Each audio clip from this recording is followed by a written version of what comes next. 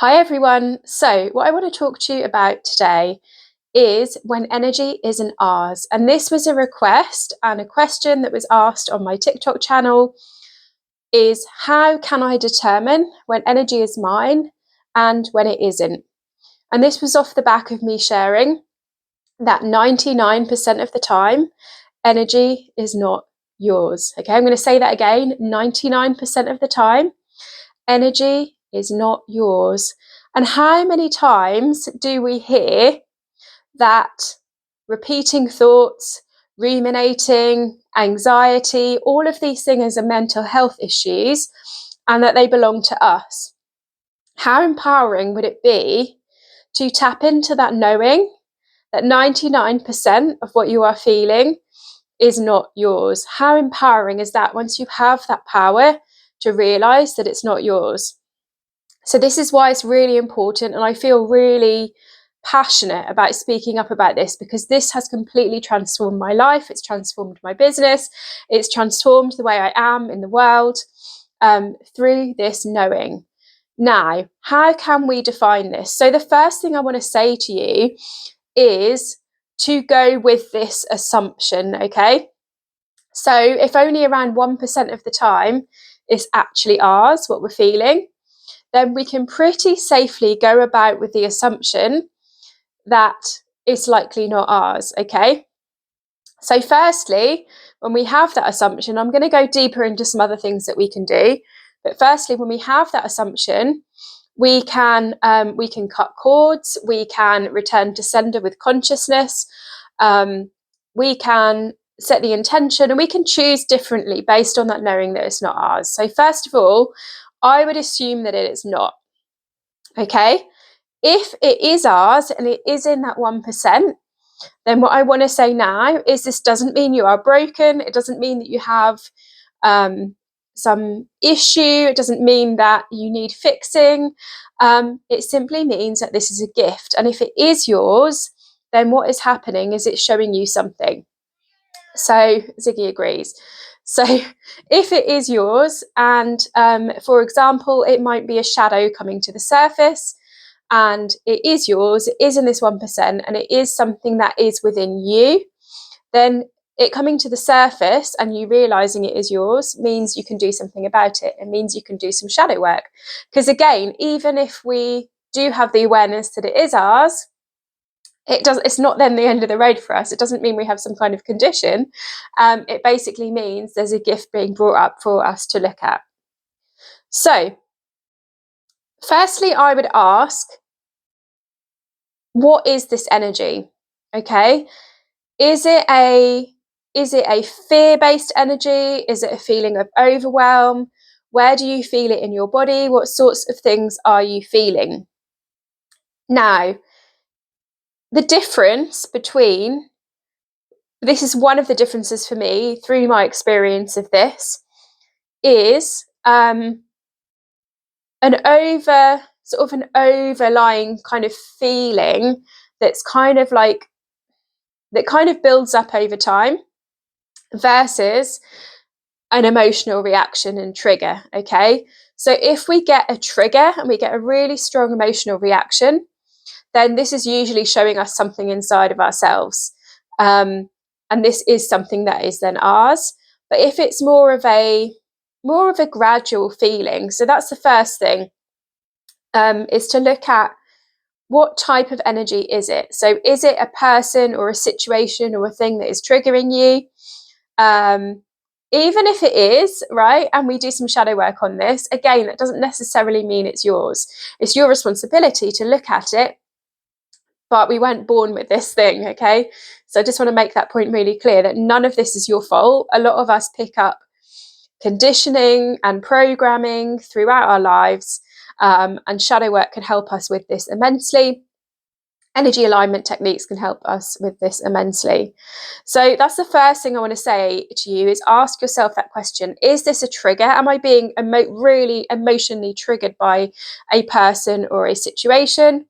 Or is it more of just a general feeling of offness? Because usually if we're feeling that general feeling of offness, it's not ours. It's coming from the collective. It's coming outside of us. It's coming from an attachment. It's coming from somebody else.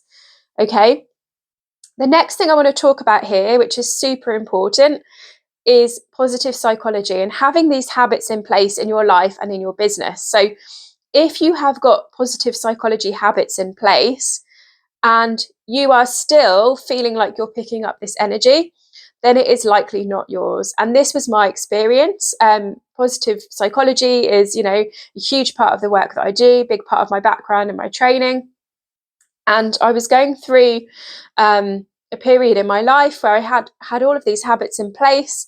I was all the things I talk about in my TEDx. I do those religiously, and I was still getting in energy that wasn't mine. Which, if I didn't know this stuff, I would have said, "Oh, why am I experiencing anxiety again? I've got all these habits in place. Why is this anxiety happening? Why am I getting these thoughts?" Okay. But having that knowing, so if you have that knowing that you've got these habits in place, and even the basic well-being habits, you'll know what works for you, getting movement in every day, having a journaling practice, having a meditation practice.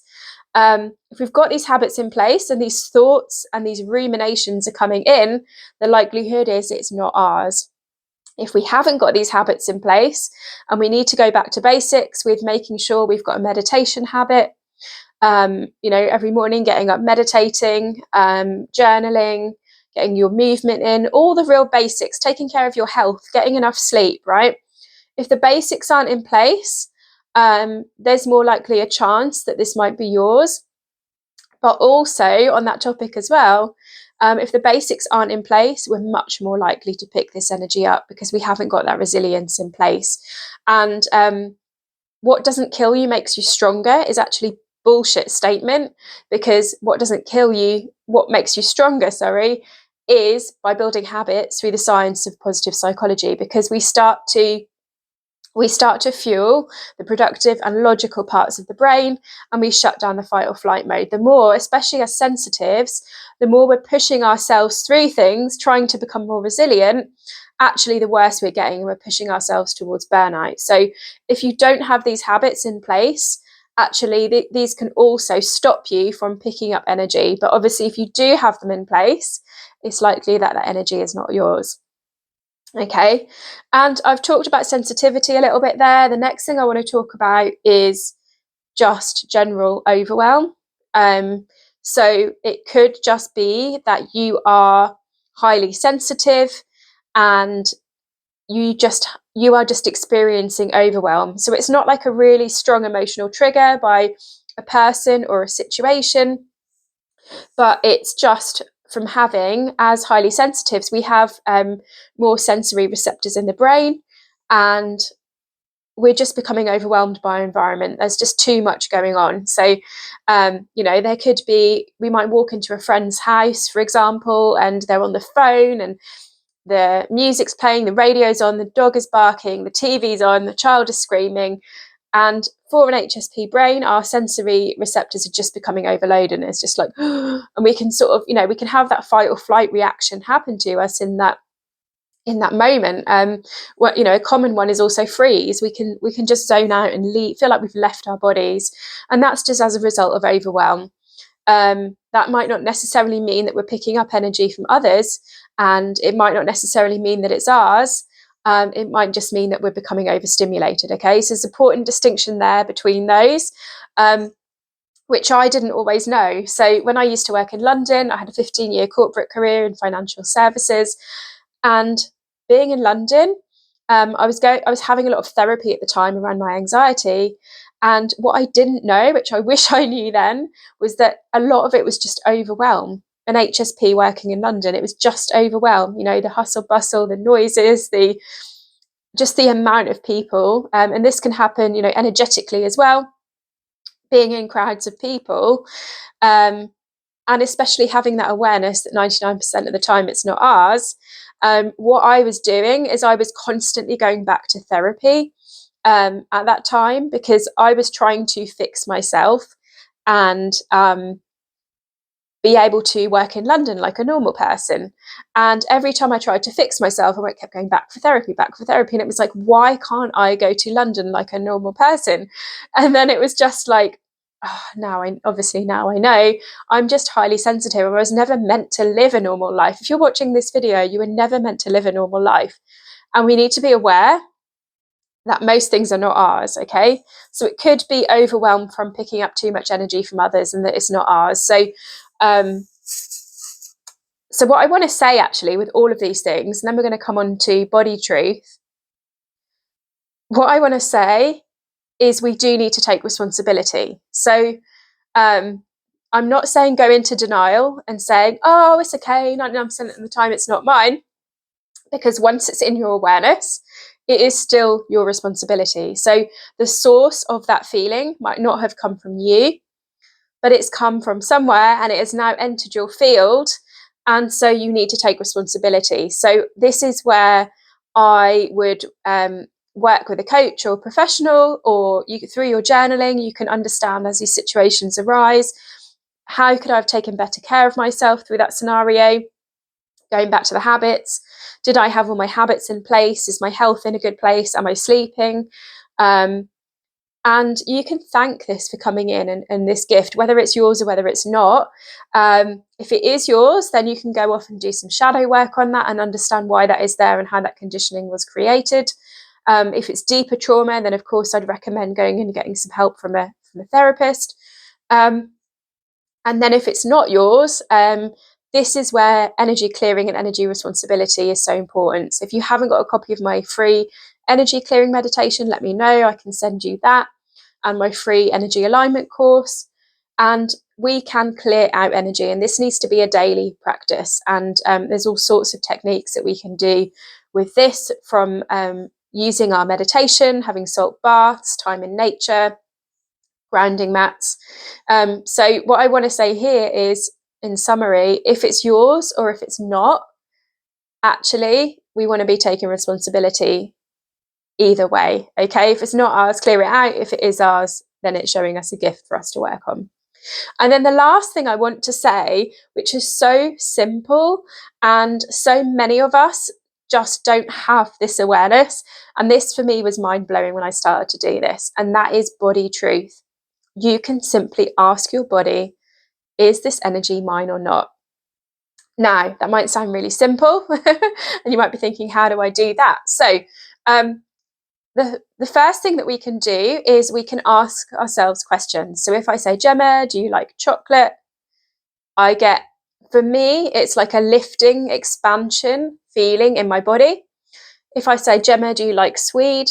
I don't like swede. Then it's a constricted feeling in my body. Okay, so ask yourself questions to determine what your yeses and nos are in your body.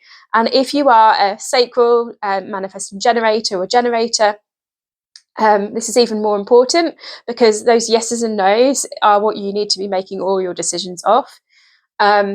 If you're not sure and you're not able to get in touch with those feelings in your body, then what you can do is you can use a pendulum and get a yes or no on a pendulum, or flip a coin. And the answer that you get, see how you respond to it. Because a lot of the time, if it gives us a yes, we'll go, oh yeah, I feel that's a yes in my body. Or if we don't agree with it, we'll soon know that that's a no for us. So we can use these tools and techniques to help us get more in touch with our body. And I can do a separate video around body truth and getting in touch with our intuition and body, if that would be useful. So in summary, we want to mainly assume that it's not ours, and just take a breath for a moment and just have that feeling and that awareness that it's not yours, and how freeing that actually feels. Okay, because 99% of the time it's not. If you haven't got your habits in place, then this could be a defining factor, and this could be a defining factor in either of them, but it's likely not to be yours if you've got those really great well-being habits in place. Is it an emotional trigger, or is it just a feeling of offness? Because remember, if it's an emotional trigger, then it's ours, and it's some conditioning that we've taken on, which obviously still isn't ours, but we're still then responsible for working that through and doing some shadow work. Or is it more of that general feeling of offness or rumination or thoughts coming in that we know are not ours? Okay. Being overwhelmed as a highly sensitive person as well, we need to consider that. So just consider, are you highly sensitive? Is it just overwhelm? Are you overwhelmed with the energy of others as well in that 99%? So it's obviously easier to pick things up when we are in that place of overwhelm as well. So it's something that we need to be aware of. And then finally, body truth. So whatever it is that you need to do to connect into your own inner knowing, your own body truth. And that's where we can use tools like a pendulum or flip a coin to get in touch with what our body truth is for us. So remember, go be free. It's likely not to be yours. And let me know how you get on.